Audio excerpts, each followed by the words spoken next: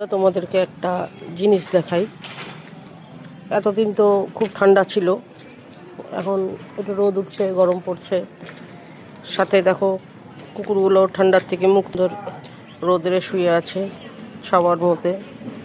এদের প্রচুর কষ্ট হলো এতদিন, এখন একটু শান্তিতে ওরা থাকতে পারবে।